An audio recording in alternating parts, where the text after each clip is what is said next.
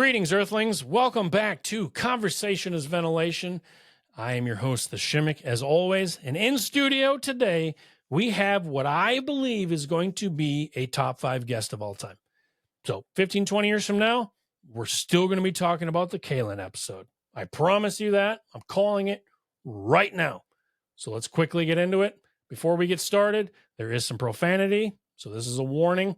This episode is not suitable for children. We will be talking about suicide ideation, heavy alcohol use, a lot of profanity at times. This is a real conversation. This is what we are trying to do, have real conversations. And this real conversation is going to be a barn burner. We are going to be talking about it for years. I promise you. Boy, I'm excited. With that being said, we're going to dedicate the Caylon episode to the 343 firemen that lost their lives on 9/11. We just passed the 23rd year. The 23rd anniversary of that was 2 days ago. So this is for them.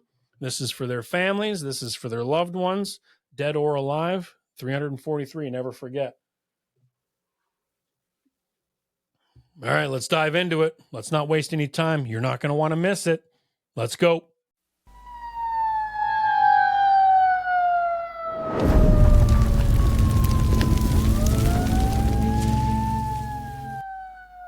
All right, we are live and recording at the same time. Right. We're live in studio, Spare Bedroom Studios.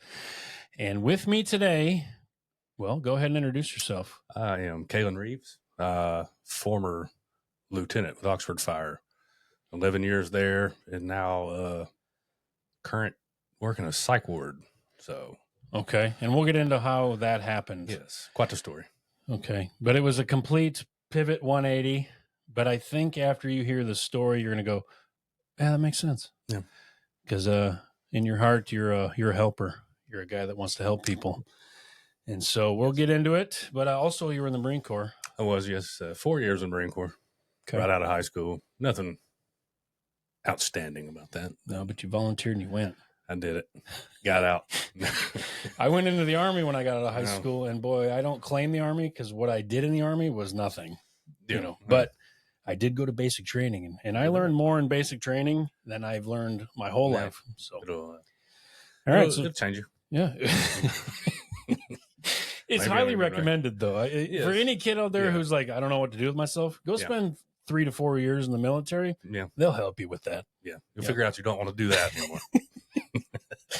All right, so I'm excited, Caylon. I've been talking about this for I think we met for lunch a month ago. Yeah, and. Great story. We're going to put it out there to the world, and it's great. So do you want to start, or should I lead it in? I guess you can lead it in, however you best see fit. Okay. Well, on the CIV side, we talk about the box and the smoke and how you need to ventilate the smoke, how we need to manage career management. We were just talking about that outside, and how we do a poor job of that. And what happened with you and what the story we're going to hear is the way you explained it was the box got so full, this call put it over the edge. You know, you used the bowl analogy, but go ahead and tell us what the call was. So June of last year, 2023, late June, we got a call out for just a residential structure fire. Now this is after a pretty long, busy night with bullcrap, power lines down, all the normal crazy stuff, and got called out for a structure fire. I happened to be at Station 1 for this shift. I was a lieutenant riding in the captain's seat, and he was off. And I usually would not be at that station. Usually I'd be out. For this call, I would have been at the second due station out in the east side of town. But I was there, called out for a structure fire about 1:56 in the morning, I believe it was. Okay. So getting down on the road. We're tired. We're already beat down. On the way in, we get a call from dispatch. Hey, we got another report of a structure fire at a different address. And it's like a 4 or 5 mile difference in the two. So my driver, asked me, where do you want to go? I said, well, we were dispatched to this address first. We'll let the next truck catch that other one. We're going where we were dispatched. So how many engines do you have in town? This is a smaller have, town. Yeah, so we have 3 staffed. So you have 2 working structure fires with 3 trucks. Yes, at the same time. That's what they tell us. Okay. Turns out I was wrong. So my first wrong call of the night, right there, when I told him to go to the dispatched address, turns out the second address we got was where the fire was at. Okay. Luckily, as we crested a hill coming over into the main street part of Oxford, you could see the fire. It was quite obvious which one was the correct address. The third due truck actually came in through where the other address was called in just to double check, but there was nothing there.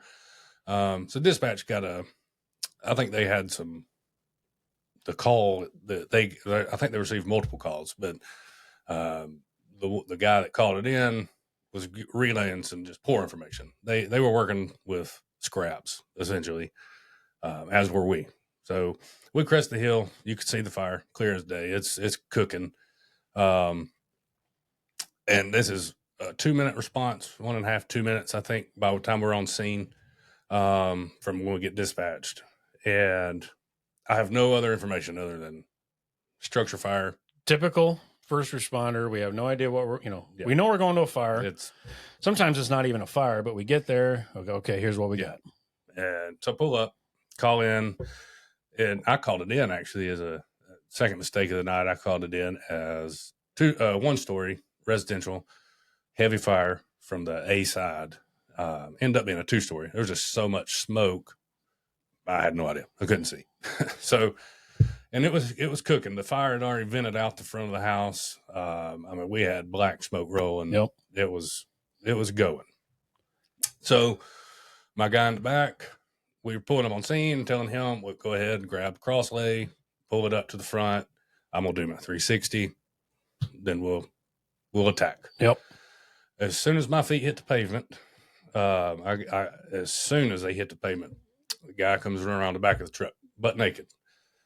Now, mind you, this is 2:00 in the morning, so he was asleep, and he's just hollering, "My daughter's inside, my daughter's inside, my daughter's inside." I said, "Okay." So this is within what, 30 seconds? This is quick. This is 15, 20, 30 seconds. I think my on scene report probably lasted 8-10 seconds. Yeah. And then my feet hit the pavement. So yeah, 15 seconds. So gear switch at this point. So I call in, on the radio. My last transmission before we go to work was confirmed entrapment. That was all I left it at. So everybody at least has that bit of information that we're working with, more than just a fire at this point. So we abandoned the hose idea. That's out the question now. We got to get to this girl. So I said, where's she at? And he points right to where her bedroom's at, AB corner. There's no fire yet right there, but there's a lot of smoke, heavy black smoke. I said, okay, let's go. So we go over to the window. I asked him, where's her bed? He points where her bed is. Her bed's butted up right at the AB corner. Facing the front of the house should be where her head is. Yes. When you go in that window. Her head should have been at the street. And then we go in the window. She should have been right there. She should have been right there. Should have been. As we know, this is usually not the case. No. But we're working with the best information we got. And I know for a fact right now that I have a girl. I don't know how old she is. I don't know anything else about her. I know it's this man's daughter. And he's in the yard panicking. Yep. As any father would be. So I tell my guy on the back of the truck with me, and this is a guy that I usually don't work with. He's not on our shift. He was working overtime, I think, that day. And so we don't have that ebb and flow that a lot of crews have where they, we know each other. We know. But he's a great fireman. And without hesitation, I told him, we're going to VEIS. It's Vent Enter Isolate Search, for those that don't know. So without hesitation, he pops in the window, and I told him, I said, just go to the right. The bed's right there. Go to the right. She should be right there. Search that bed. It ends up being a bunk bed, too. We find out later, but search it. He searched, and I can still see him from where I was at right now. So he's in. I can see him because I'm kind of chest deep in the window at this point. So he starts to move on, and I lose track of him, so I have the tick. I can't see the tick. I see nothing. And not that I don't see anything on the screen. I cannot see the screen. The smoke is so thick in that room. So you decided I'm going in. That's when I abandoned idea number one. Or actually, idea number two. Idea number one was get the fire put out. Yeah. Abandon idea number two. Dump the camera. I didn't dump it. It was clipped to me, but that's over. I'm going in the window. And I make it waist deep in the window. I know my feet are hanging out. And I know this information from Donnie, the battalion chief at the time, because he came up about this time. My feet are hanging out the window. He was a little late getting on scene. I'm not going to bash him too much on that. We love you, Donnie. Yes, I love you, Donnie. But you're slow. You know, yeah, sometimes that bladder, it gets you. So he pulls up on scene and sees we got a fully involved structure fire. Caylon's legs are hanging out a window. Yeah. We're assuming somebody else is in the room. Hoping. My driver's out putting fire out on the front. He's standing in the yard. He's pulled a hose line and tried to start batting fire back some. Yeah, knocking it down a little bit. So that's it. There's 3 of us on this truck, and we're the only ones there. Second due truck was right behind Donnie. So Donnie pulls up and sees that. What I'm doing, I go in that window, and I can't hear. I just want to preface this by letting everybody know I am deaf. Ask my wife, ask anybody that knows me. I cannot hear. And as you know, and as any fireman that's listening to this knows, there's so much noise and chaos on scene. Between the trucks and the saws and the pumps running, and it's loud. It's loud. Somehow they're louder than normal. Yes. Like a lot of background noise. Yeah. Too much. Radio traffic. Yeah. Everything. Pack going, beeping, everything. So I'm talking, as soon as I pop in that window, waist deep, I hear something. And I kind of pause it. No way. No. And I hear it again. It's a whimper. And I can hear it plain as day. It sounds like one of my kids whimpering. I was like, I paused for a second. My other guy, he's still rummaging. He's searching over here. And I just, in a moment, and I said, shut the fuck up. Like hold your breath, because when we're on air, you got to hold your breath if you want to listen. Yeah. So everybody, stop moving. And I hear it again. I said, and that's when I told him. I said, she's right here. She is right here. And I'm talking about to my left. I said, I've got her. She's right here. I can hear her. Didn't feel her, but you could hear her. I didn't feel her. Couldn't see anything. I mean, this is like, imagine going in with your eyes closed, because that's all this was. There's no seeing anything. This isn't Chicago fire where you can see across the building. Yeah, waving at each other. Yeah, this is complete darkness. Can't even see the tick probably if you had it with you. No. Couldn't see nothing. No. You're going off a no sight, only hearing. Hypersensitivity to noise at this point, because I can't hear. And so we just I start, bam, bam, bam, just my hands digging. I know she's right here. And he comes over, and finally I feel, I'll never forget it, it's ribs. Kids' ribs. So I have 3 kids, so I know I pick kids up all the time. You can feel their ribs. They're just, you can feel them. They're small. It's just a feeling of when you pick a kid up, you just know it. I've got her. All right, she's right here. I've got her. I'm yelling at him. He's over there digging, trying to get to her. I said, I've got her.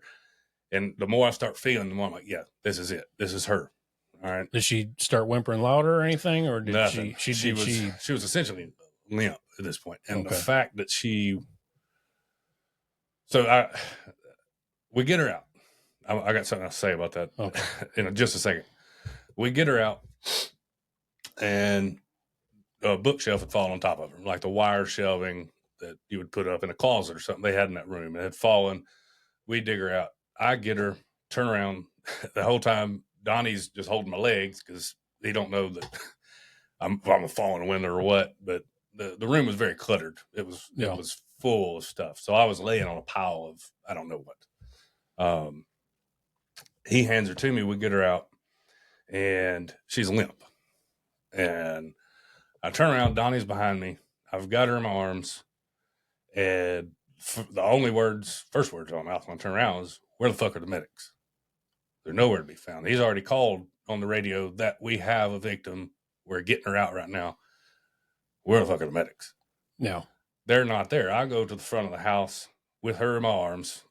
At this time is when second due truck's pulling up, is what they tell me, because that's what they see is me running with this girl. I didn't know where the medics were, so I put her down in the front yard, and I just started ripping off all my stuff. I had my helmet choking me out. Yeah. My mask was blowing air out. And I was like, I don't know what the hell I'm about to do, but I got to start doing something. I don't have any or something. Yeah. I don't have any medical equipment. I have nothing. That probably was 5 seconds, and the medics come running up. They scooped her up. Which we talked about how it feels like 2 hours. Yes. When in reality it might have been, like you said, 10 seconds. From the minute, because we pulled dispatch logs, from the minute my feet hit the pavement to the minute we got that girl out, 2 minutes had gone by. Which ultimately she made it. So this is a successful rescue. Yes.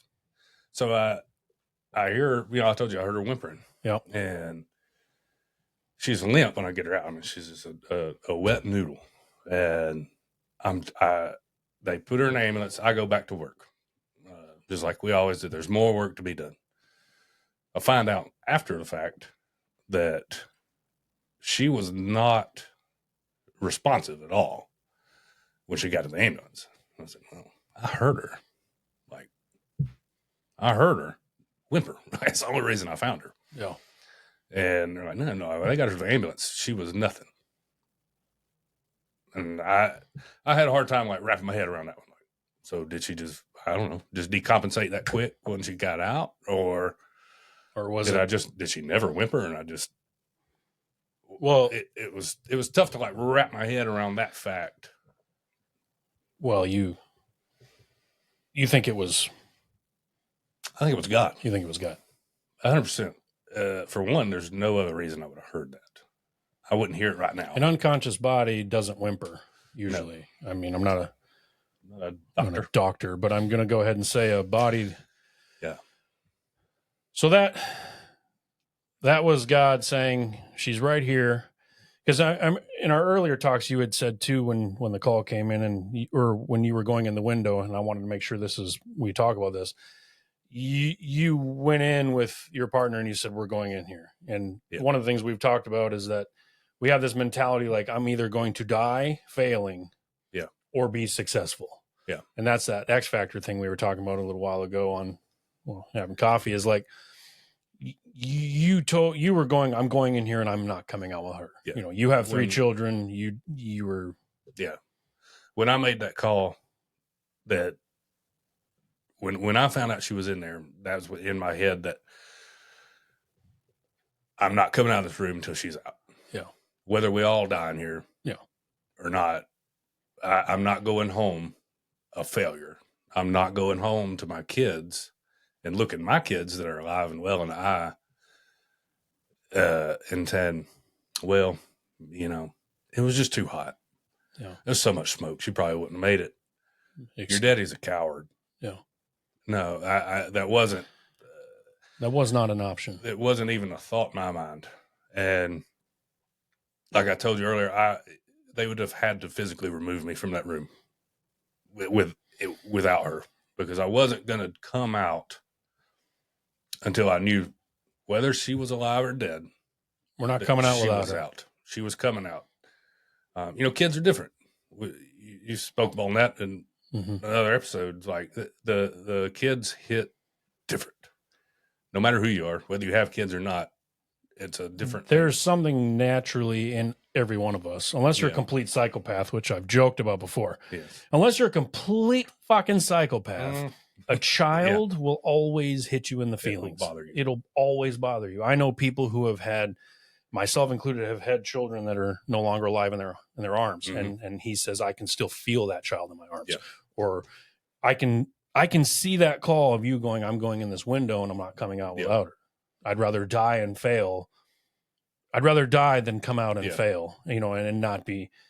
Yeah. And a lot of people can relate to knowing, how do you go home and look at your wife and kids in the face knowing that it was uncomfortable or you didn't want to try harder that I refused to do what I signed up to do. Nobody makes you do the job. Yeah. Nobody takes you down to the fire station and says, you're going to work here. And so you have that's part of the job, that you might die, that you might have to sacrifice yourself for somebody else. And that's what the public expects of us. Yeah. And I expected nothing less out of myself. And I know a lot of the guys I worked with had the same mentality. And she's alive today. She's alive today. Have you spoken to her? Have you met her? One of the worst things, I've never got to meet her. I want to meet her. I was supposed to meet her, and it kind of fell through. Where she was at the hospital still, and it just wasn't going to work out. But yeah, so they transported her from there to Children's in Birmingham, and she was only intubated for 12 hours or so, and then came off intubation and breathing on her own. She was laughing. They said, but she was good, and she was going to make it. 2 other guys did die in that fire. Mm-hmm. We found one of them. Me and the guy that got this girl out found one of them. He was by the back door, almost made it. And the other guy was upstairs. Looked like he was hiding under a bed. I mean, I think, knew he wasn't getting out, so mm-hmm. did the best he could. So that night, we were there for 6 hours or so. It was an old house, tongue and groove, everything. It was pine. Well built. Very well built. That fire took forever to get out. People won't understand the adrenaline that is coursing through your body at that time. Even just for a plain old, nobody's inside, mm-hmm. a good old house fire. And it gets you going. Yep. It does. It's an adrenaline rush. Add on top of that, I just pulled this 8-year-old girl. We just pulled this 8-year-old girl out of a window. At this time, I don't know how she's doing yet still. But we accomplished every firefighter's dream, I think. The pinnacle of being a fireman, saving a kid. As odd as we use the word dream, because it's a nightmare. Yes. But yes, all of us are here to hopefully be put in that situation and hopefully get to do some good and what we all want to be able to say, I had an impact, a positive impact on someone's life. And I can rest my hat on knowing that person is alive and doing well because of my actions and the actions of my crew or our crew or, what we did that night helped her live. That we, that was supposed to be should be up here. I should have been riding high. Should have been riding high. But here's where the story, where you got me on this story over some chicken wings of Buffalo Wild Wings, for fuck's sake. So I'm like, bro, save. Yeah. She's alive. Well, the story goes. It goes south from here. It goes south. And this is where we've talked about this, how this is the story. This is the side that people need to hear. Yes. Because I was just, and I'll be honest with you. Remember when you told me this, I said, you went south off of a save. Yeah. And I remember sitting there eating chicken wings going, I need to know more. How? Yeah. It's not typical. It's not an 8-month spiral. Yeah. A bad one. So that day, we get off that scene. It's 6 o'clock or so in the morning. Go back, station cleanup. I was on overtime that day. That next day, it was just one of those I picked up, regretted it that night. After the 3rd power line down that night, I was like, God dang, I fuck this shit. I don't want to work tomorrow. Why did I do this? You're signed up, so you're sitting there. Yeah. We're, cleaned up. Everything's done. You're just exhausted. The adrenaline's gone. And that's a different kind of tired too. When that adrenaline is gone and you've been up all night, and I'm sitting outside in the truck bay. We have some chairs and just a sitting area, sitting out there. It's probably lunchtime at this point. And in my head, I can't wrap my head around what's going on in my head. like it's spinning. I'm spinning. And I'm like, what? I can't be here. That's where I just kept on thinking, I just want to go home. I want to hug my babies. Mm-hmm. Like, I want so badly to go home and grab all my children and never let them go again. I broke down. Like I got up and walked behind the station and I broke down. I started crying, like bawling like a baby. Mm-hmm. And I come to and I'm like, what the fuck? Because that we've talked, how we're supposed to be these big tough guys. Yeah. Right. Supposed to be. And that smoke is too full. The bowl is too full. It's pouring over. It's starting to leak right now. Like the bowl, like is dipping. Yep. There's a little bit falling off onto the table right now, and I'm trying to figure out. What in the hell is going on. You're ramp pacing. Yes. In a way. Yeah. It's the same thing as what we talk about ramp pacing. You're alone, and I assume you're asking yourself some questions. Yes. Like, well, like, why am I crying? Yeah. Why? What is going on in my head right now? I should be in there like, yeah, big safe. We should be shirts off, bench pressing, listening to Metallica right now because we're fucking badass. Yes. Yeah. But instead, I'm crying in private at the fire station. And just saying that right there, we've all been there. Yeah. If you say you haven't, you're lying. Number one, you're lying. Yeah. Maybe not at the station, but there's been a moment where something's caught up with you. So you're halfway into an overtime shift the day after. You've probably had very little sleep. I don't think I slept from maybe like 10 to midnight that night. Okay. So no sleep. So you're coming unglued. So I just start, I get myself together and walk back in the station. I just sit down. I'm sitting by myself. I just don't want to be bothered. And I just start texting everybody I can. It is in my phone. Everybody that works there. Hey, I'm on overtime. Do you want to come finish the shift? It's overtime. Like it's overtime. Come on. Somebody, like I need to go home. I got to get out of here. I texted God knows how many people. I kept getting, no, I can't. Sorry. And I'm just like getting more and more discouraged at this point. Like, I don't have to be here. I'm fixing to just go to bed. Like if nobody comes in for me, I don't know. I can't run a call right now. I don't want to run a call. I just want to get drunk.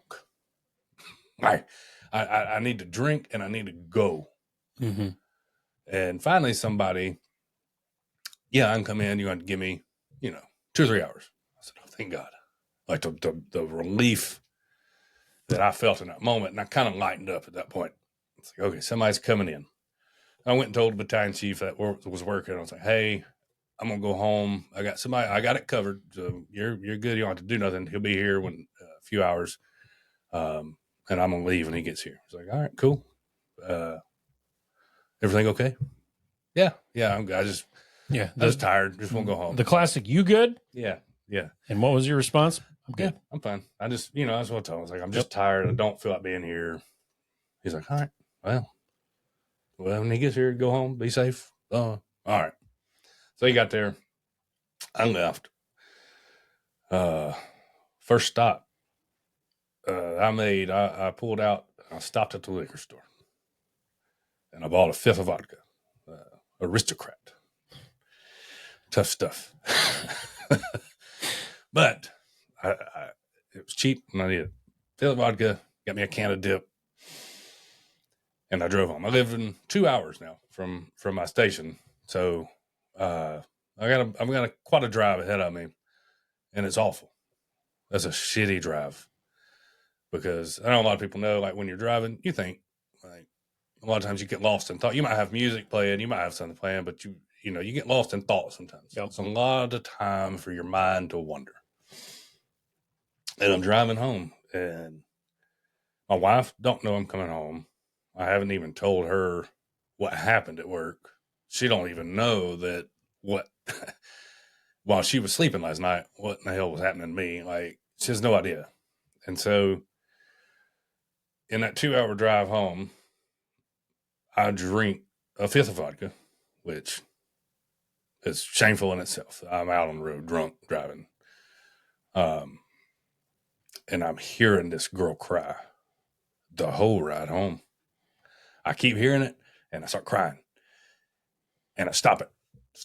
Turn on some music. Okay. I hear it again. Crying.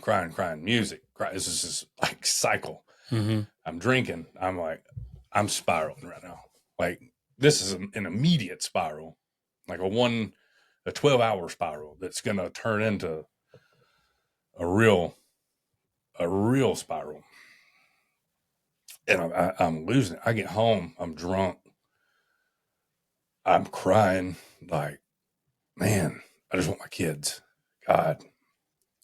And I get in. I get my kids, and I'm just hugging them like my wife. I don't know if she really knew. She had to have sensed something, right? Because first off, you were supposed to be at work. Yeah, and I showed up back at home. And you're hugging the children. Yeah. Have you guys talked about that? Have you said, hey, what were you thinking when I came through the door? And not about that specific day, no. Okay. We've talked a lot about some of the other stuff that we'll talk about here in a little bit. But I kind of told her a little bit later about what went on that night, like why I came home. Just upset, but I didn't really dive into it a whole lot. It wasn't a therapy session. Yeah. It was listen, this is what happened. She's like, well, that's, awesome. Like you saved kind of what saved a little girl. Most people would think. That's awesome. Yeah. Congratulations. You were completely coming unraveled. And I was like, no, it's, I'm glad she's alive. Like this is supposed to be my moment. Mm-hmm. And it's not. It's not. So that night, I drank more that night too, and I went to bed and I couldn't, I just couldn't sleep. I kept hearing the girl crying. Those little whimpers. It's not really a cry; they're whimpers, and I'm reliving that whole night, like just constantly. For days after that, it was bad, like nightmare wise. And I go back to work, the next shift, and I'm not doing great, but I'm not doing terrible. Just kind of there. We decided that next shift that we were going to go ahead and just, do the tabletop on that whole call. Yep. And so we pulled video. Because there was a pole camera. One of the PD had a pole camera up at the intersection that was just right there. You could see most of what happened. And we all sat down and went over the video together. And you can see when the fire starts cooking, you could see the dad of the little girl jump out of the window. That's where he came from when he met me around the truck. He had jumped from the second story. He slept right above her. Which, according to your 360, didn't exist. Yeah, that 360 was tough. That 360 was more like a 90. Yeah. Well, with all the smoke, though, and a lot going on. Yeah, it was. And, I abandoned that 360 after I found out the girl was in there. But that second story, he jumped and tucked and rolled, and you see him hit the ground and start running. He's running around the house. He's panicking, of course, right? Then you see us pull up not too much longer after that. I mean, this house is not far from the station. It's right in the downtown historic Oxford district. And then you can see on the video me get out of the truck. You can see him run up talking to me, and then you see where I go. You can't see the window from the video, but you can see people kind of standing around behind me. You can see when Donnie pulls up, and Donnie goes over there. And then you can see me carrying the girl back around the house. This is all, after we did all this, we come up with like just over 2 minutes. So when I'm telling the story, it sounds like forever. It feels like forever. When I'm there, it feels like forever. But you have video proof that it was literally 2 minutes of your life. And it's still hard to wrap your mind around that, because when I'm in the window, hearing her, I felt like I was in there for an hour. I really did. Like, time was not real at that point. In reality, we were in that window for 30 seconds. Yeah. And she's out. We tabletop it. We talk about it. You know, what could we have done better? What would you have done different? Blah, blah, blah, blah, blah. But don't really bring up anything else. I don't bring up that, guys, I'm hurting. Like, Yeah. that wasn't a topic of conversation. It wasn't offered up as anybody need to talk? Like, yeah. Does anybody, because we did pull 2 other dead people out of that fire also. So nobody felt the need to go past the operational stuff of what happened at the fire. We didn't get into feelings. No, you cannot go into feelings. We don't go feelings. We're not qualified to talk about our feelings. Caylon doesn't have feelings. He's no. And that's little did they know you'd probably been drinking for a few days. Yes. Yeah, I'd been on a for sure bender at that point. Your wife's concerned. She's, I was very good at hiding that. Okay. I was. I've since told her all the ways I hid it just to keep myself honest. But I don't know that she was. I did my best to hide it. And like we talked earlier about that, that false tough guy syndrome. Nothing bothers me. Nothing gets me. And that's what I kept doing. Like, yeah. We did it. Yeah.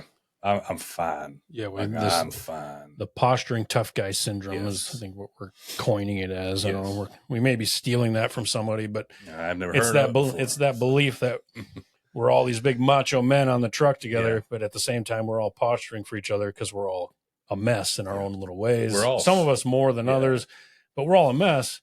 And where a simple, hey, Caylon, how you doing? Or, hanging out at the station, having a cigar, or like, let's talk about our feelings. The dreaded F word might have helped relieve some of that smoke out of that box. And, the simple thing of having a conversation, like we've talked about, is the simplest thing of just literally having a conversation about it makes such a huge difference. It does. Just putting it on the table, just having a conversation, feeling relatable, having people relate to you, having people go, yeah, I get that. Yeah. Just feeling like you're not alone. Because, did you feel like you were alone and no one else was? Yeah. Yeah, I felt so isolated that I was like, no. I felt like the everybody else just counted it as a major victory and went on about their life. I was like, I'm crazy for losing my shit over a save. How do you do that? Who does that? Nobody does that. Yeah. And so the perfect opportunity to maybe bring up, is everybody okay? Like, I know it was a tough call. It was a long call. Like I said, again, we pulled out 2 dead people also, which is never normal, especially to pull out burned bodies. Yep. That's seeing dead bodies does something to your brain anyway. So you need to check on people after that, even if it's not a necessarily traumatic event. And that tabletop would have been the perfect time to, hey guys, just checking in. Everybody all right? Somebody need to talk. Where to find us. It was never brought up. We talked about the call. We ran through the call for about 2 hours. And all right, break. Go back to your station. I go back to the station and it's kind of isolating again. I go back into my office and I just sit and I was watching. I always turned on Paul Feinbaum on TV. It was like background noise. And I had that on and I'm just sitting there just mindlessly scrolling my phone. Just distracting your brain from trying not to think. And so at this point, I'm seeing a psychiatrist right now.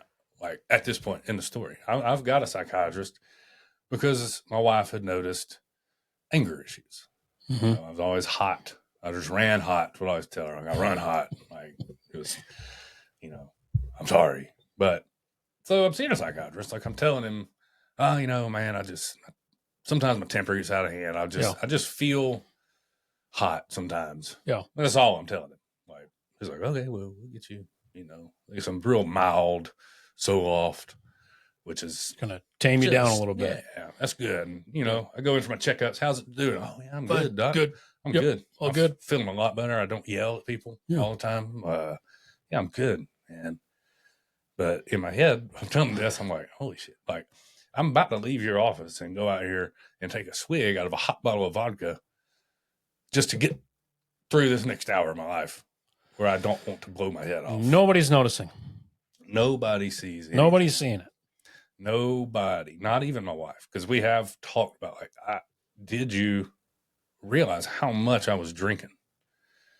She said no, because I was very good at everything I did. No, I was a very good alcoholic, and I say that jokingly, but also serious. I could hide it. I came up with Bump the mic. I came up with plenty of different ways to hide it, to drink, to get my fix, and nobody be keyed in on, wow, that guy just drank a liter of vodka today. Yeah. No, nobody knew, because I had a few beers in the fridge. Yeah. I'd sip on those while, hey, I got to run out and grab something out of my truck. When I'm out there, I'm getting a swig, or I'm filling up a Walmart water bottle full of vodka to bring back in the house, or to take with me to everywhere. Yeah. I was never without it, because I couldn't. When I was sober, which was at work, and most of the time I went in there hungover as hell, and my day was miserable because I was hungover, and then I'd start getting the shakes because I couldn't get my fix. I guess the one positive out of that was I never drank on the job. So it never got to that point for me. I could at least white knuckle my way through the 24 hours. Yeah. And till I could get that next drink, because I couldn't be around me. And I hated me. Like my wife always said, like, it's funny because I've got this big ego, and I do. And because I did like strongman competitions, and I got pretty popular doing that. And I had I was inflated. And it was like, she always would make this joke that nobody loves Caylon like Caylon loves Caylon. I hope my wife's not listening. She's going to say the same thing about me. Yeah. It could probably be said true for most any man on the planet. Yeah. Bit of an ego. First responders are, PD, fire. We're known to have a bit of a. It's just there. It's there. I think it's a little bit of a requirement. Yeah. Maybe there's a box on some form that says, something to do that. You type have this. Personality. Type A. Let's file it under type A. Yeah. We believe we can fix every problem. We're problem solvers. We are. You got off the truck that night. Within 2 minutes, you were doing something, you didn't hesitate. You weren't crying about it. We're going to work. Yeah. This is it. And here's what we're going to do. And we do that essentially every call. Every call is micromanaging people and scenes and what's going on. And if something's not working, we pivot and we change. You got to be a jack of all trades. Yeah. You've got, it's like that night. I mean, 3 different tactics essentially. Yeah. 2 failed, but they failed like this and this. Yeah. So you've got what's my next move? Yeah. It's a on the go problem solver, and we try to be that way in every part of our life. Our wives hate that sometimes when we're trying to solve their problems. I'm very good at it. Me too. Oh, man. I can fix my wife's problems, all of them, within 30 seconds. Yeah. So when does the drinking get to a point where it becomes a problem, or does your brain tell you we have a problem, or when does it switch? I believe you told me it was an 8-month kind of spiral. Yeah. So this was a full-on drinking 8-month. What was the thing that happened that said, okay, we're in trouble? Yeah. So when I would say, I went on this bender after that call for about 2 weeks, like a real bender. And then I kind of went back to my normal drinking, which is not normal by FDA standards. You were you were a functioning alcoholic. I was a functioning alcoholic for years. Okay. For years. Yeah. And I refused to, I would laugh about it. Oh yeah. Yeah. I'm an alcoholic. But I still come to work, man. Like I still pay my bills. I justified any way I could, but I had a problem. I just wouldn't admit it. You have to be at that point where you're going to admit it. So I went back to my normal drinking ways, which are still very unhealthy, but it was still coping with the problem. That call kind of set in motion the spillage of that bowl. Mm-hmm. And what was in that bowl was 11, 12 years of just unpacked trauma that I refused to ever talk about, that I drank about. That was my solution. I'm going to drink about it. In my younger days, before I got married and had kids, let's go to the bar. Yep. Let's go. We're going to be young, dumb boys. Mm-hmm.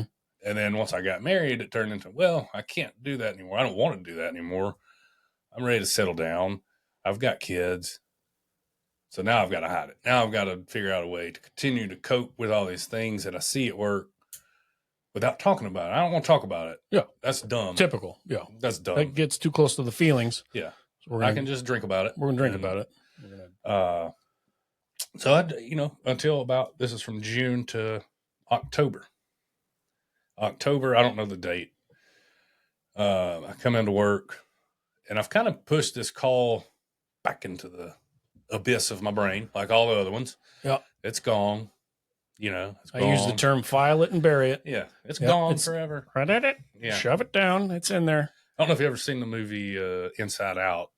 We've got, kids. This is a kid's movie about the brain and all the feelings and emotions. And there's a memory part where they fall off into this big canyon and they're gone forever. Okay. And essentially that's what I thought I did. Like I pushed it off in this canyon and it's gone forever. It's never coming back. Yep. Like no problem. I'm good to go. Good to go. So I come into work one shift and hey, everybody, Donnie sent out, I think maybe Donnie or maybe my captain, I don't remember. Sent out a text, hey, everybody needs to it was an email. Sorry. It was an email. Everybody needs to have the dress uniforms ready for tonight, for the city council meeting. Caylon, and I won't say the firefighter's name because I hadn't asked him, but they're getting an award. Okay. And I was like, no, I don't want it. You're going to be presented the Heroes Award for it's the Medal of Valor for your courageous acts. And I said, do I have to go? I don't want it. Like I don't want this. Please, no. You're going. I was like, okay.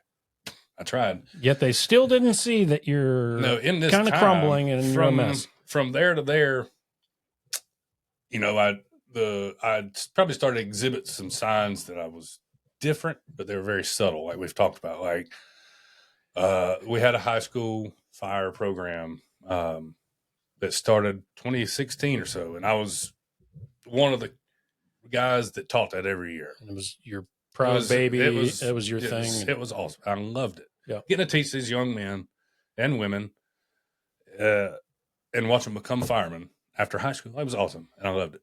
I just quit doing it. I told them I didn't want to do it anymore. That should have been a sign like, wow, that's weird. But I kind of just brushed it off. Like, I just don't have time. I've got 3 kids. I don't, but that never stopped me before. Like, I was there for all kind of stuff with that class. And it was just, that was a sign. And I started calling into work a lot more. Did they put you on the news with this award? Do I remember? They shoved a camera in your face, didn't they? So that night. Unbelievable. So you're sitting there saying, I don't want to go to this thing. Do I have to go? Chief's like, you know, this is a big moment. Good for the city. Good PR. Let's be honest. It's good to, it's good to show firemen doing their job and getting, it's good PR. It's you're a mess. Yeah. They shove some cameras in your face probably and local news. And I pull up that night. We pull up and God, there was Fox 6, NBC 13. These are all Birmingham news stations. Yep. Because Oxford's in the Birmingham news market. CBS, Then a couple of local newspaper, if anybody still reads the newspaper, but, and I remember looking and like, I was like, okay, well, maybe they're just here to film the city council meeting and film the award. They're there for you. I walk into the city hall, and it's a big like rotunda when you walk in. And as soon as I walk in, dude walks up, hey, or it's from ABC 3340. He said, hey, are you Caylon Reeves? And I said, yes. Of course, it's on my uniform, but I couldn't really lie. But you're like, fuck, I just walked into the. He's like, I want to do an interview with you. Blah, blah, blah. So that night, all this happens before the meeting. I told my wife about it, and I said, don't come. Like, I don't want anybody there. I don't want to be there myself. She ended up coming and bringing my son, which is fine. Like, in hindsight, I'm good with it. She loves you, and she's supporting you, and she's proud of you, and she wanted my son to see She doesn't understand what's going on, because at this point, you haven't opened up and really told her anything. She doesn't know the full what's going on. Yeah. She's just, I love my husband. Yeah. Your son, I love my dad. I want to be supportive. Yeah. We're proud of you. Yeah. So I'm in there. 4 times that night I had to tell that story to a news camera in my face. And man, I'm losing it. I think if you Google me, I think like Oxford fire saves 8-year-old, you can find there's a tapes. clip. And my head is red because I'm fuming. I'm not happy. I don't want to be doing this. I don't like being paraded around in front of people in the first place. I don't want to tell my story.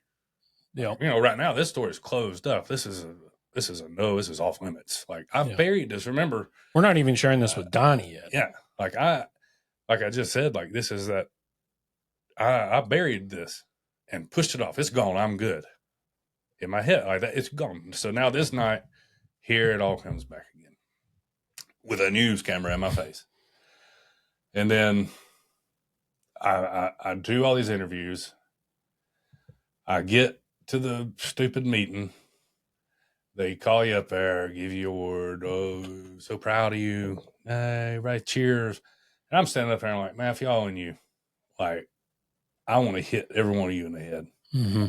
I like, not people in the crowd, the city council, the chiefs. Yeah. Like, I'm so mad right You're now. unraveling. I am, like, internally, I am a complete disaster. Were you drinking? At that time? Yeah. Did you have a bottle somewhere? No, because I was on shift. But you were thinking about, I need to get out of here. All I wanted was to go home and get drunk. Okay. I remember that, like, in my head thinking, like, how can I leave work tonight? Like, how can I leave? Oh, I mean, I had a bottle in my truck. There was always a bottle in my truck. Okay. There was always a bottle of vodka in my truck. Now, and I chose vodka because it's easy to hide. Yeah. And man, that night, I powered through, and I went back to the station, and I ate I like power ate and stress ate Taco Bell, and went to bed, and I was like, fuck this. Yeah. You're so damn angry. You know how when you get so angry, you're beyond angry. Now you're calm. Yeah. That's what I'm assuming you were that night. Like, you're full of fucking 12 tacos and just like, I'm so mad I'm calm. Yeah. And that's where I'm like good. you're dangerous. Yeah. So, and also after these news interviews, I turn around, in the middle of one of them, catch something out the side of my eye and look. My mom, my dad, my grandmother, my wife, my brother, and my son. I said I didn't want anybody there. They're all proud of you, though. I told my wife, I said, why? I told you not to tell anybody. She's like, I had to. No. I had to. I was like, they don't understand what's going on in your head. No, just like they're proud. The guys didn't, and people are there. They want to put you on a pedestal and praise you, and you did it because you did a great job. You went in and did your job. You did it successfully. That's shit we should be proud of. Yeah. Right. And yet nobody takes the time to talk to us and go, hey, how do you feel about it? Yeah. And I have a similar story, but we won't get into it now, but it's not as to the level of yours, but when you're given an award for what you assume is a failure, because I felt like a failure. Yeah. And I got an award for it. And it's something I'm not proud of because in my mind I failed. And you're standing there and I that's why I feel like I can relate to each other. Because you're standing there with these news cameras in your face and you're like, I don't even want to be here. And your parents are so proud of you. Yeah. It's like nobody understands me. Yeah. And how do you tell people? Yeah. You know what I mean? Like, how do I now tell somebody, hey, I'm dying inside? Yeah. Like, and essentially at this point, like that night was the nail in the coffin. Like that ended my fire career that night. I can trace it back. Like that was the end of my fire career. You shortly resigned after that. I resigned. Let's see. 6 months after that is when I went. Now we'll get into the next part of the story. So after that, I go back to business, but I'm drinking heavy, and I can't stop. Like I can't stop. I know it, and now I know I have a problem. Mm-hmm. I don't give a shit. I'm not. I just don't care. So you're in the zero fucks phase now, where now it's going to start affecting home life, marriage, children. It's going to start affecting friends, right? I'm just a drunk piece of shit. Okay. At this point, like I'm just your average drunk, and then I'm going to work, but barely. I'm there. I'm not really there. Like I was big into training. I did the training for our shift. I wanted to go train at the drill tower every shift. Like, let's go. Let's get some shit done. And I quit. I said, fuck it. I don't give a shit. Mm-hmm. I'm going to come in. I'm going to bed, guys, because I'm hungover. And now also I need to sleep so I don't start shaking. Yep. Because I can't be around me without alcohol. I can't live another day with sober me, because sober me sucks. Alcoholic me sucked too. Drunk me also sucked. And man, for October to February, this goes on. I'm working 2 departments, as most of us do. Yep. And man, I'm at the second department, February 9th. I'm working, and I was going into work. That one we could work at 12. And so I was working 12. And I got there at 2:00 that morning because I couldn't sleep. I couldn't sleep. I was drunk and I couldn't sleep. That's bad. Like I was obliterated and still couldn't sleep. I was wide awake. So my drunk ass just drove to the fire station and sat there.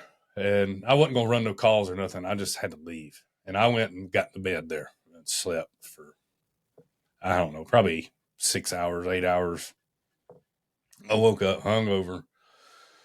And I went and sat downstairs, and it's a one-man crew there. It's a one-man per shift deal. So I'm there by myself, which is awful right now. And I'm thinking, I don't want to be here anymore. And not just work.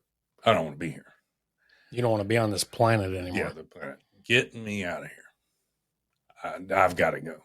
And, I told you when we had our lunch, like, prior to this, a few months before this particular day, I had started having like suicidal thoughts.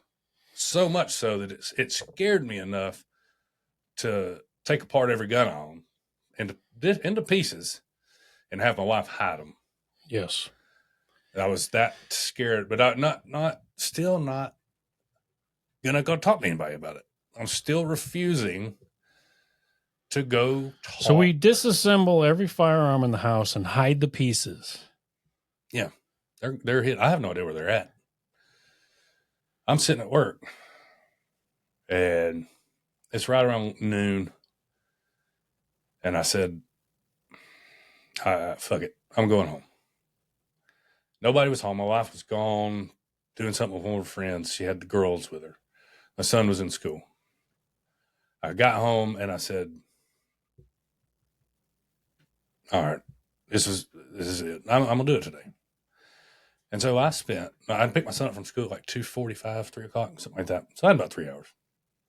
I spent those 3 hours tearing the house apart, looking for guns, pieces to guns. And I'd find random pieces, ones here and there. I'd just put them on the counter. I finally found all the pieces to one and put it together, loaded it up, stuck it under the seat of my truck, and left it there. And then went and picked my son up from school.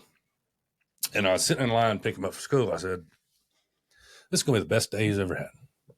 Like when I get home from school, we're going to have a boys' day. This is boys' day. Like, because you knew you were going to kill yourself. Yeah. You wanted to leave your son with some memories of his dad. I didn't want his last memory of me to be a drunk asshole that was yelling at him. And so we got home from school, man. I took him, we went and got ice cream, and he loves to play basketball. So we came home, we played basketball for a few hours and just balling out. And that's the best day. Like he's having a blast. Dad's out here, like we're doing it all. Yeah. Like, he's not saying no. Because usually I just say no because I didn't want it to fuck up my buzz. Like I was just drunk. And my wife got home and she was pissed because she had recently found out about how much I'd been drinking. She found my secret debit card. And if anybody's wondering if you have one of those and your wife finds out about it, it does not play out well. Because it was used to purchase alcohol. It was only used at liquor stores.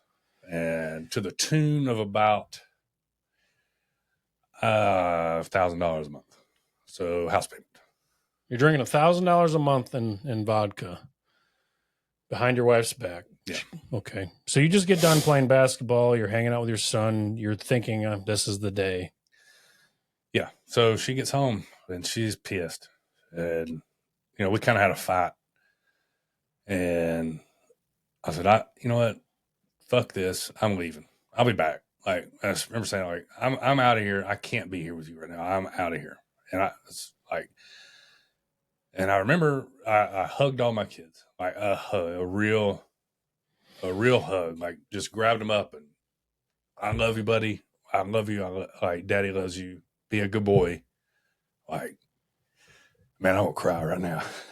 You were saying goodbye to your kids. Yeah, that was it. Like I knew in my head, that was it. It's the last time they were going to see me. And I left. Stopped at the liquor store, of course. Got me a fifth of vodka. I'd already had some to drink that afternoon too. I don't know how much. And man, I'm just driving around and I'm freaking out, like bawling, crying. Man, I drove for like an hour probably. And I drinking and driving again like a dumbass. I've seen all these, what happens, right? Yeah. You kill somebody or kill yourself or you go to jail. We spend a career running those calls. Yeah, Here you are. I'm the asshole doing it. You're the guy. Yeah. But at that point, I didn't give a shit. So, I don't know, in my genius mind, I said, well, I'm just going to go park at the hospital. And I'm going to park in the back parking lot. I guess I'll just do it there. I'm not. It's a good place. They'll find me eventually. Like, it's not at my house. My kids won't see. Nobody's going to have a mess to clean up. Like, perfect spot. Somebody coming in to work will be like, oh, shit, there's a dead guy. Tow my car off, burn it, whatever. So I go park at the hospital, Coleman Regional, and shout out. Been there more than once, but this was a good one. Typical fireman's got some humor about it. But shout out to Coleman Regional. Coleman. Yeah. So I drunk, man, walking. I'm in the car crying. I get out of the car, walk around crying. While I'm walking around out of the car, I have holding a pistol in my hand, just walking, pistol dangling. Like I'm hoping, I think in the back of my mind, somebody sees me and calls the cops on me. And I'm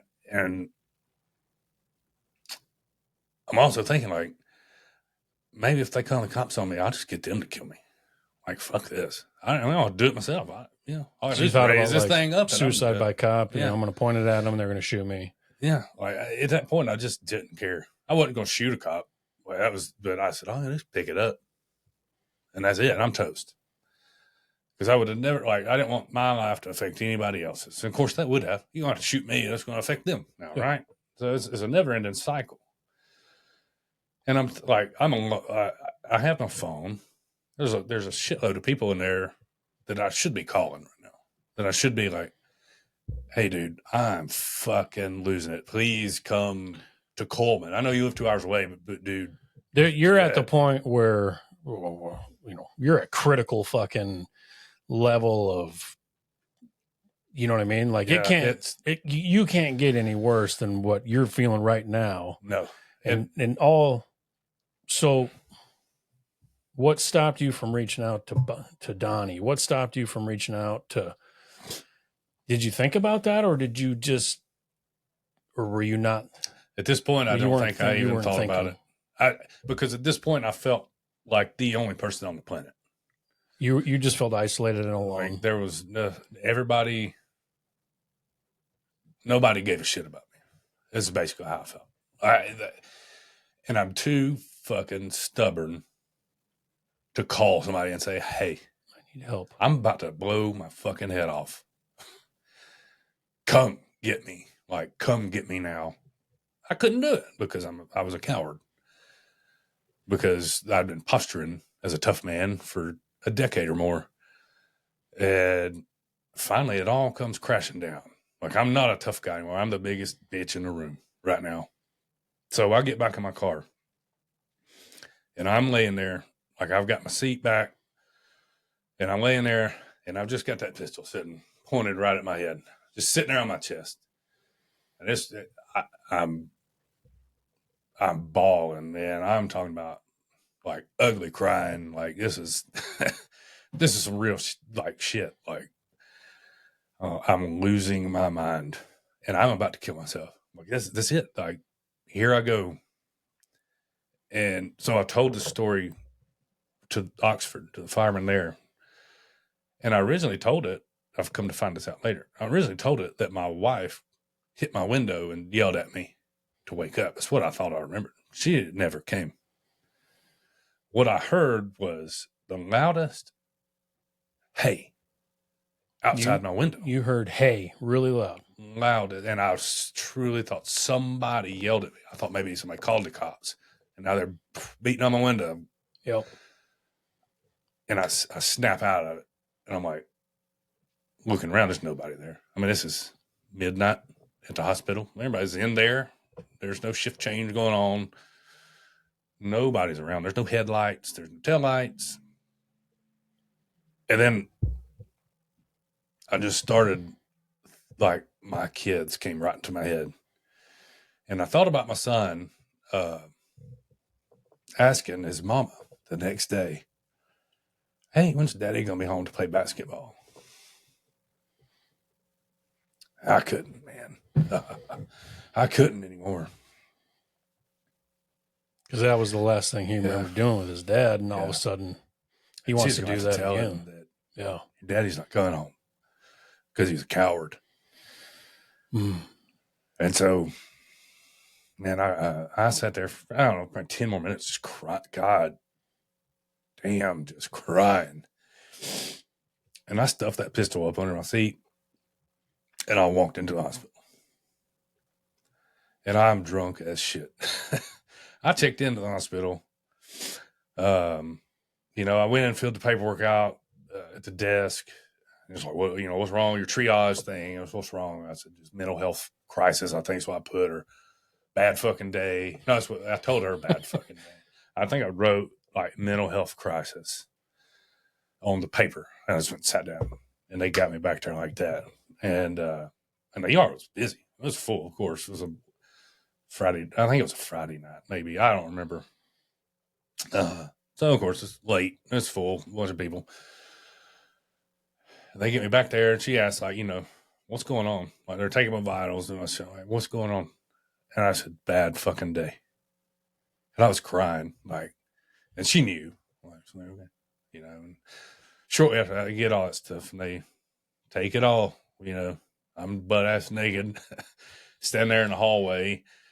getting me my gown on, and I take it all on my phone. I remember right before they took it, I knew what was about to happen. Like I've seen this play out before. I knew what was about to happen, so I took my phone, and it's funny now. It probably wasn't funny to him then. I texted my captain. And I said, "Hey." It was a Friday because I was going to work Sunday. I said, "Hey, you're gonna need a sick day Sunday." Tried to kill myself tonight. Chip, well, we're only laughing because we're firemen and we understand that that's how we are. Yeah. And yeah. So that was the last thing he got from me and I texted one other guy I was on shift with that me and him were very close. And he was in the Marines also. So, we already had that little bond anyway, but I texted him and said, "Hey, buddy, I just want to let you know, like this, I respect you and I love you. And I want you to know exactly what happened tonight because rumors are going to start flying. Mm-hmm. But this is what's going on. This is what happened. I'll get back in touch with you as soon as I can." And they took my phone and put me in a bed, a molded plastic bed, no TV, not shit. I have no clock. I don't know what time it is. I got no idea. Blood alcohol level. When I checked in the hospital, when I walked in and filled out paperwork, 0.28.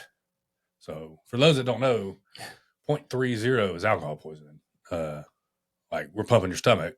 Yeah. And you're almost as close as you can get. Yeah. And I'm walking around filling out paperwork and talking. I should not be. I should be slobbered on the floor. That's how bad my alcohol had got. Like my alcoholism had gotten though, was my tolerance was alcohol poisoning. I mean, hell, you were driving. Yeah. I was driving. What the fuck? Like, I mean, it's crazy to sit back and think about. But I go, they lock me up in that room, and I have no sense of time. I have no sense of anything. I'm drunk. And I just remember people coming in and out through the night, asking questions. And I'm like, I don't know. I don't know who the fuck you are. What? And finally, my dad came. And I told him, like, I'm sorry. I think it was the first words out of my mouth. He came in there. He just looked at me. I was like, "I'm sorry." And he just, like, hugged me. And I was like, "Man, what the fuck?" I was ready for him to come in there and be like, "You stupid piece of shit. What the fuck? You got You were kids, expecting him to be mad, but instead he was like, "I love you." Yeah. So he leaves, my wife or my mom comes next. And same thing. We just sit there. I don't really talk. I'm curled up in a ball. And she sits there with me. And my wife finally comes up. She's not happy at this point, to say the least. I fucked it up pretty good this time. and she comes in and she's like, "You've got to get help. If you don't, like, this is it. You will never see your kids again." And that hit me, and I knew I needed help. Like, but at the same time, I'm curled up in this bed thinking, "When the fuck am I gonna get out of here so I can drink?" Like, mm-hmm. I'm still teetering on that fence. Like, I've not convinced myself yet that I need help. That convinced me. That said, okay, you do. You got to get help, man. You're gonna die soon rather than later. I mean, your liver's gonna shit out of your butthole. And well, not only that, but you have a wife and kids, your son, your daughters. I mean, yeah, they're growing up with an absent father essentially at this point, because I'm always just intoxicated, right? And so I said, "Okay, I'll do it." She left. I mean, we were not good for a while, which rightfully so. I mean, it's all my fault. And my chief from my other department that I work for, I'm not going to name it because I don't want to. But the other department I work for, he came to see me and talked to me. He's like, "Dude, take as much time off as you need. We got you. Whatever you need for your family." Like, I'm starting to see now people care, Right. I was just about to say it. You're starting to see, you went from I'm alone and no one cares to all of a sudden people are like, yeah, we care a lot. Yeah. And we're going to gather around you and we're going to Yeah. prop you up and we're going to. So now you're feeling this, hey, I'm not alone. You're starting to go, I do have a problem and I don't want to die. Yeah. Did you tell yourself, the reason I want to live is my wife and kids? Or what did that look like? You were sitting there and what was the reason to get to today? You know, what got you here today? Yeah. So the initial reason was my wife and kids, for sure. They needed me, and I needed them just more than they need me. And man, that was like that set me on the path that I'm on now. That's still a part of it, but now since after that I went inpatient for 10 days. I had to detox from alcohol because those withdrawals are nasty. Yep. And of course suicide watch and all that good stuff. But it set me that sprung me forward in my recovery. And in that 10 days, there's nothing to do but think. Really, you're facing your problems. You're forced to. You're forced to. You are, and well, you're either forced to face them, or you can still keep living in denial and fighting the fact that you're there. Yeah, I chose to face them because I knew I had to. So gears are turning, and I'm like, what am I going to do now? I still want to be a fireman. Like that's the greatest job in the world, as we know. Like it is the greatest job in the world. And I'm fighting now, not right now, but at this point, like I'm fighting to get back to work. They've given me time off. They took care of me. The city of Oxford and the Oxford Fire Department took great care of me. I didn't realize it at the time. More people that had your back that you didn't think. They collected money. They kept groceries on our table. The lawn mowed. They kept it all done. If the wife or the kids needed anything, these guys, as we know, the Brothers for Life, same thing in Decatur. We're going to, firemen are going to band together and we're going to make it happen. Yeah. And they did. I would have come and mowed your lawn if I would have known you back then. Yeah. Absolutely. Something needs to be done. And that's how they were. And so they took care of me. They give me time off work, like unlimited time off work. It was, it wasn't even my sick time. It was administrative time. It didn't dig into any of my personal time. And we just want you better. Take care of you. We want you better. Like you're not. I remember having a conversation with my chief while I was in the hospital, and he's like, "Please do not worry," because I was terrified they were going to take my job. I was terrified they was going to demote me. I was like, "This is awful." He's like, "None of that's happening." Okay, it's like, don't even think about it. Like it's not happening. I said, "Okay," so I can push that one off. Like, I'm good. So now I can really focus on getting better. So I do my days in there and come out and start going to AA, and I go see my psychiatrist. Yeah. For my checkup, my 3-month med checkup. So what's been going on, Mr. Caylon? Anything we need to talk about? There's a small little bump. Little thing happened the other day. He's like, we can laugh about it because we're here now, and it's But yeah, I said, this is around about 2 days out of the hospital. So, about a week or two ago, I tried to kill myself. I wrote a look on his face, and he's just like, "Oh, are you serious?" And I was like, "Yeah." He was like, "Okay."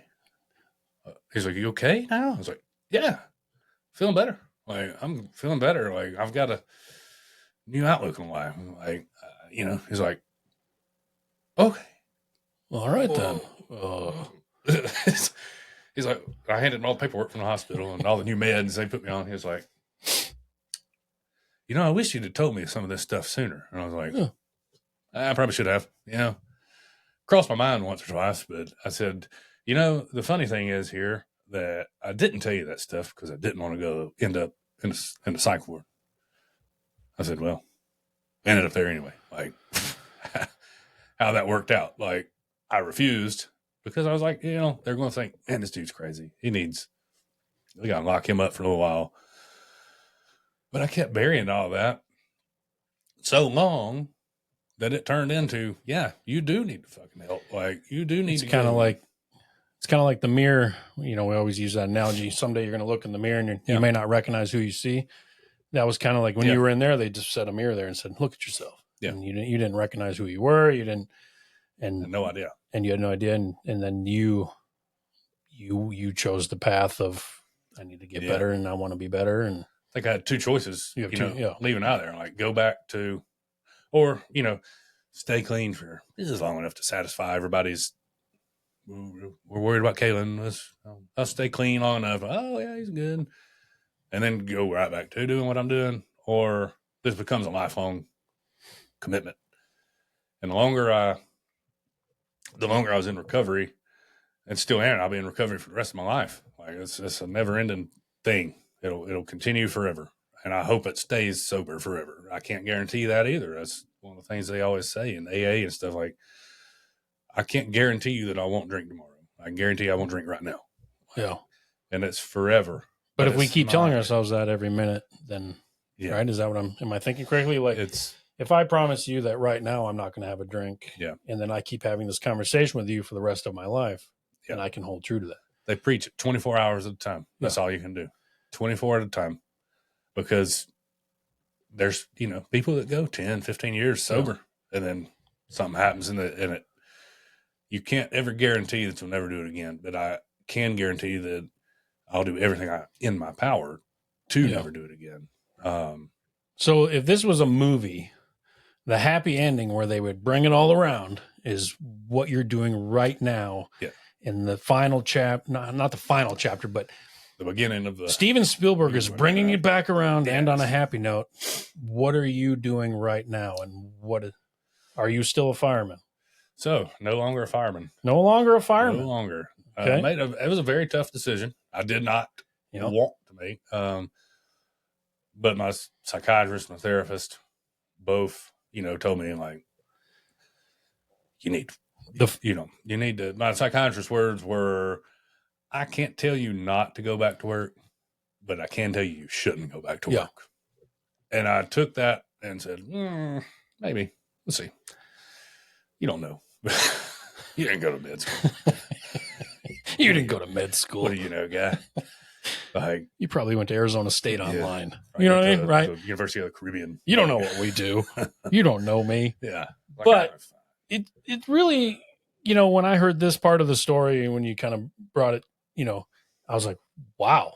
Like being able to hear someone go through everything that we've gone through up to this point and now where you're at and what you're aiming at now, is that like feel good? You almost couldn't write.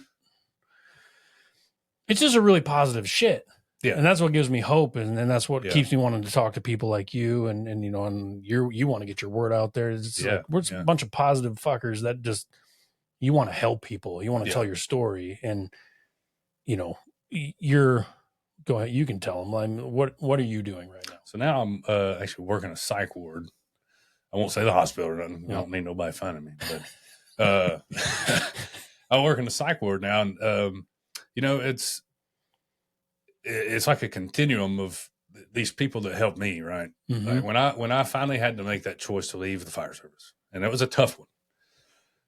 I had to figure out what the hell am I going to do now? Because here's what it was: 18 Marine Corps, 23 fire department, 33. That's all I've known. I've known these two things. Yeah. I've gone to school for 30 hours, and I've not shit show for that. I know how to do a little bit of a lot of different things, but not enough to do it for a living. It's like I told you earlier, I have no hireable skills. Yeah. Like, what do I know how to do? Nothing. You could shovel your driveway if we lived up north. I don't know. Yeah. So I'm like trying to figure out what do I do? And I knew I wanted to keep helping people. That's just in the blood, in the DNA. Yep. Like, I had to figure out a way to help people still. And I thought about it and I was like, I need to go. First of all, I need to go back to school because I want to help firemen, police officers, EMS, vets. I want to be that person that they can come talk to professionally in a real world, like where I'm their therapist, right? Because I get it. You understand the first 2/3 of what they're probably going to spend their time talking about. We can skip it because I get you. Yeah. We've talked about it. You can walk into any fire department, those blue shirts get your blue shirt. We understand. Absolutely. And you're going to be like, let's skip all the 2/3 bullshit. What's going on? Yeah. We can dig right down to it. Yep. And I want to bring it to them. I don't want them to have to come find me. Having to search me out is something that a lot of them are not going to do. Mm-hmm. We got to figure out a way to get into there. This is the first step. Yeah, right here, getting in your ear, having a clip, having a whatever it is. We're going to talk about it. And we're going to talk about it until you finally want to talk about it. Yeah, or bug the shit out of you. Like you're going to eventually. Here's what I learned. Eventually, you're going to have to face the music. Yes. Okay, and it's up to you whether you face it like I did, or you just go ahead and face it now and stop it before it might not get it. It could end like it ended for me, or it could end where you actually do just end up taking your own life. How much closer could you have gotten to ending your life? Pulling the trigger. You were that close. That was it. There's no one. If you were sitting here as my psychologist trying to, we were talking about feelings, right? The F word. Big one. You are a man who has gotten as close as you can to understanding how that feels. Yeah. That's a shitty feeling. That's a shitty fucking feeling. It's horrible. And for that would make me feel comfortable. Just knowing that you understand, and you talked about several times in our conversations throughout the months, you felt so alone. Yeah. Why do we allow ourselves to walk around and feel alone when we can relate to each other? Yeah. And you don't have to. We don't have to feel alone. It's proof and point where when I went in the hospital, the way those guys at Oxford stepped up without ever being asked. Nobody asked them. No. They didn't have to be asked. This is one of us that's having a horrible time right now. He needs us. There's no judgment. There's guys in my department that if they would have known you were having a hard time, we would have mowed your lawn. Yeah. You know what I'm saying? Exactly. I would have bought your wife groceries with never meeting her. Yeah. I don't need to tell you that. No, I don't need to tell first responders that. I get it. We have each other's back. Yeah. That's part of we don't even need to talk about it. No, but yet we feel so alone with our feelings. Why? Because we don't want to look like pussies. We don't have posturing tough guy syndrome. It's okay. It's fine to talk. It's fine to talk. It's better. Honestly, I would I would rather sit and listen to you talk for hours if you needed hours than to have to come clean up your brains off the floor. Think about the responders that would have responded to your suicide. Exactly. It's a never-ending Coleman cycle. Fire Department. You made a comment that this looks like a good place to do it. No one will see me. Bullshit. Yeah. Plenty of people will. Plenty of people are going to see it. Those guys and girls at Coleman Fire are going to have to go deal with it. Yeah. Your family's going to deal with it. The kid, nobody thinks about, everybody. Yeah. And I always, it's commonly said about suicide being, it's a coward's move. It's a selfish move. It's talked so badly about, but what people don't understand, and I'll never speak of it that way, because what you don't understand is when that person that attempts to kill themselves or does kill themselves, when they do that, they truly, in their heart of hearts, feel like they cannot go on. Nothing will change the way they feel, and they cannot live another minute. And it's to them, they're not doing it because they're selfish. They're not doing it because they don't care about you. Mm-hmm. They're doing it because they cannot live with themselves any longer. And they think about the balls it takes to do that, to end your own life. You were on your way. It takes some massive balls, because it's not a coward's move. It's a last resort for somebody that feels like they can't go on any longer. And if anybody's out there, like if those thoughts are in your head, like you're not a coward, you're not a bitch, you're not a pussy, or whatever people want to call you. You're none of the above. You're a human being with feelings, Mm-hmm. and you need to get those out. You need to see somebody. And as soon as you let it out a little bit or admit it, you're going to be surrounded by people that care and love you. Yeah. Other blue shirts are going to be the tell first ones that are going to step up, put their arms around you and go, we got you. Yeah. I stayed on the phone when I was in the hospital. They had a prison phone, cord this long, like you go stand on the wall, a little pay phone.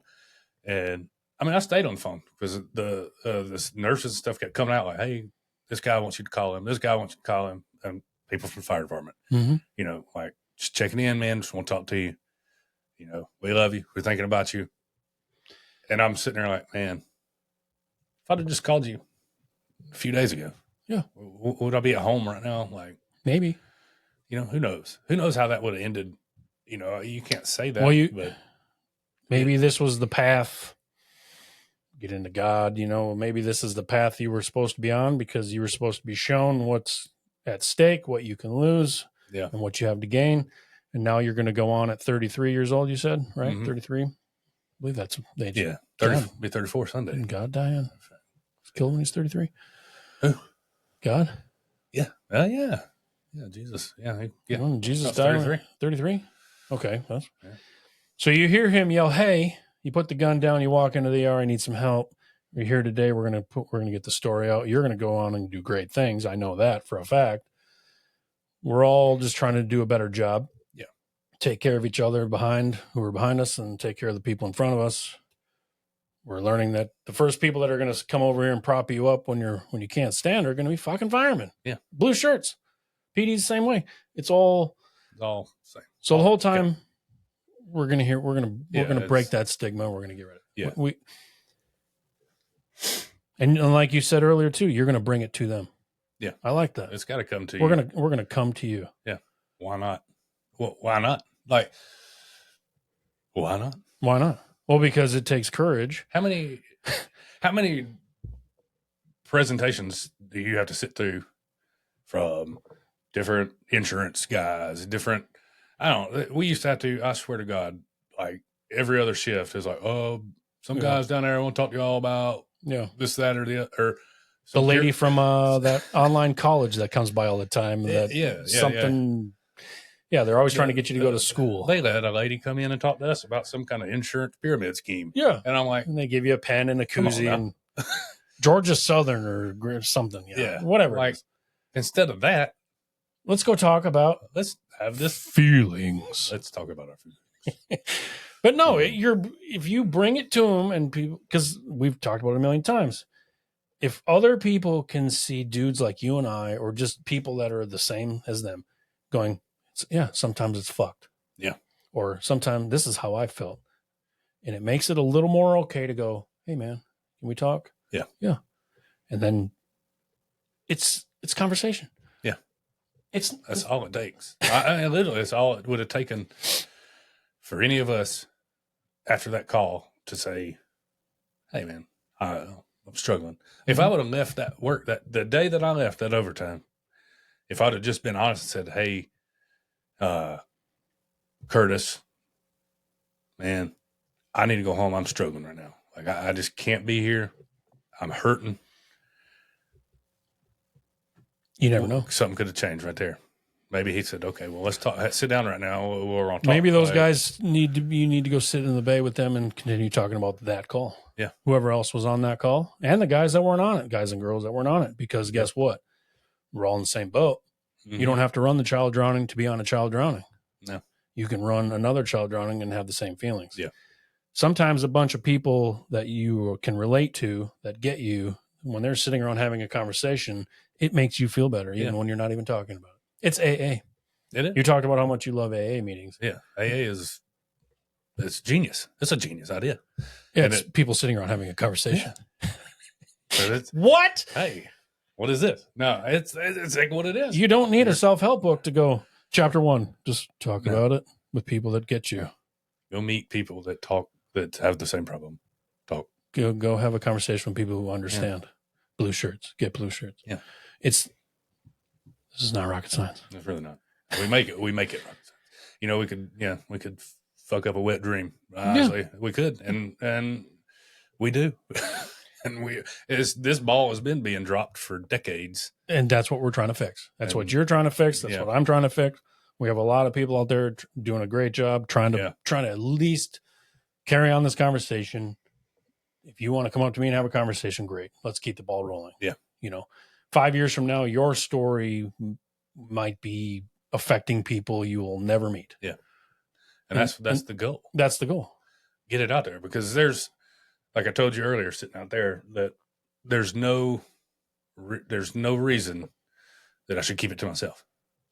Because it'd be a selfish thing to do. Keep it all inside and say, well, this was a success story for me, and I'm benefiting now from it, but I don't care if anybody else does. You have the opportunity to spend the next 6 years of your life positively affecting people that you will probably never meet.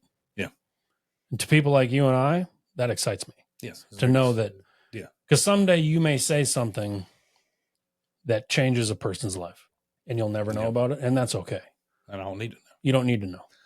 That's It's borderline, I kind of use the God thing, like, this borderline on faith. And I'm not a deeply spiritual person, but I do think sometimes we're shown the path. Yeah. And, I've talked a little bit about my path here with this and how I just kind of was put on it. And one day I looked up, it was a conversation where someone kept getting brought up to where I was trying to ignore it. Yeah. And I finally one day I was just, all right, and I'm looking up at the sky. I'm like, I got it. Yeah. This is okay. Fine. Figure it out. You win. Let's do it. Yeah. And I think that might be what's happening with you. And this is a path that I would have never gone. Yeah. Right. This would have never happened. You were put here. Yeah. You were shown, we're constantly being shown that we need this. There are people that are hurting that need sometimes just someone to listen. And it never hurts just to ask. We walk by people every day. Hey, how you doing? Good. How are you? Good. Bye. You keep walking. What would you do if you said, hey, how you doing? That person said, this day sucks ass. I'm doing like shit. Okay, man. Sorry about that. Yeah. Are you going to sit down and talk to them? No, most of us would be like, damn, that sucks, man. See ya. No, sit down. What the hell's wrong? Tell me what's wrong. And maybe in a 30-second conversation, they can unload something on you that makes them feel better. Right there. It's just ventilating the box. That's what I talk about on my side. CIV. There's too much smoke in the box. Yeah. Just let a little. You gotta let some of that out. It's easier to breathe. Yeah. We can go on about our day. Smoke management. It's career management. Yeah. We're talking about it. It's career management. Career management. Yeah. You're managing the smoke in the box. I tell guys at work and CIV stuff, I said, the day you get hired, you're handed that glass box. We're all walking around. Mm-hmm. Some are more full than others. If you're not managing that smoke, you're going to be a fucking mess. You can't breathe. Yep. It's not rocket science. It's not. I dropped out of community college. Okay. I'm not saying anything that hasn't been said a million times. Have a conversation. Yeah. We're mimicking AA for firefighters who don't. That's essentially what it is. It is. And that's all it's got to be. I'm fucking stoked for you. I'm going to school. You said you were going to school for psychology. School. Yeah. Correct? In school now. It's going. It's tough some days. Because you have to stay up a little late to do schoolwork. Can't really write papers with kids running around. Yeah, but it's such a positive path and direction.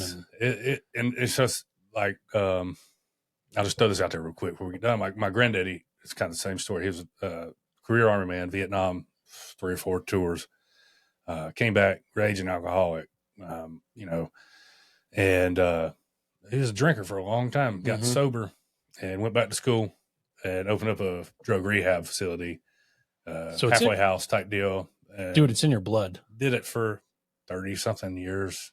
Positively, it's there. Like and if I could figure out a way to open up a firefighter halfway house, we don't need one. We'll come to you. Yeah, we'll be there. I'll go sit in your fire station in your bay right now, have a cigar with any engine crew, in any department, in any place, and have a conversation. Yeah. We don't need brick and mortar. No. Let's sit down and Let's talk. just sit down and have a conversation, have a laugh, tell Yeah. some inappropriate jokes, Exactly. be firemen. That's all we got to do. That's all we got to do. This isn't brick and mortar. This is no. We just it's just getting the word out there and then getting in. You just need the right ears to hear, and balls to start rolling. People start like, hey, and those, you know, like something you say or I say, or, you know, something they hear. Some lieutenant out there will hear and go, you know what, I need to do a better job with my crew. Yeah. And maybe he will be that guy for his crew. And next thing you know, a guy we've never met, a lieutenant, is being the guy for his department, for his crew somewhere we've never met. Yeah. Or, you know, been, or, you know what I'm saying? Like, yeah. I'm not expecting to be that guy for everyone. I'm No, trying to be the no. guy that says you need to be the guy. And Yeah. we're trying to point at the problem. I know you are too. Like, Yeah. hey, right here. Here, yeah. This is a mess. Here it We're is. trying to fix this. This is a problem. Yeah. Kind of like I did on Facebook to the fire college. Like Yeah. that. I didn't mind it, no. But they're talking. They are. And And, if you know, and that's when I had that conversation with them. And I said, but all this is, what you have is a check in a box. Yep. It's a check in a box for me to go take these rescue tech classes. I'm very excited to go take my rope, right? I'm very excited. Well, here, take this little behavioral health awareness course so we can check a box that you're good. Yep. That's not it. No. It's got to be better.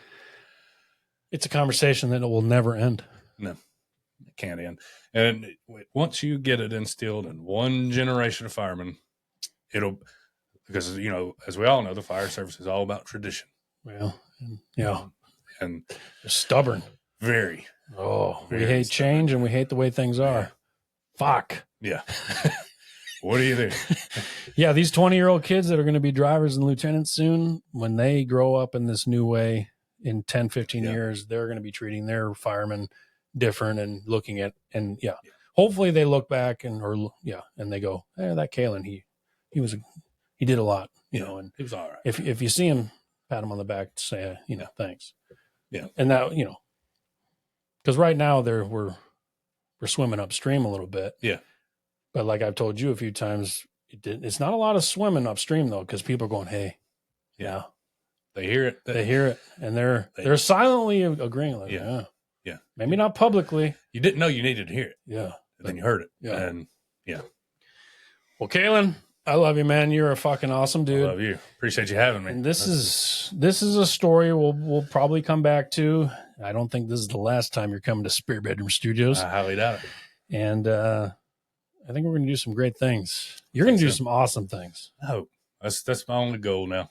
Raise some good kids and Be a good dad, Help be a good folks. husband. I mean, we got to focus on these things. We got to help these young guys manage and young girls manage their careers. We're going to work on that together. Yep. And just keep the conversation going. Yep. Simple as that. Absolutely. What else do we need to say? You want to say hi to anybody? Shout out to my wife. She's at home right now with 3 kids, and She I've been sounds at like work a nice lady. She is. She's a salt of the earth. She really is, and no reason she should still be married to me. I agree. He's hideous looking, Yes, and very. he's put you through a lot of shit. Yeah. And the fact that you're still there tells me a lot about you.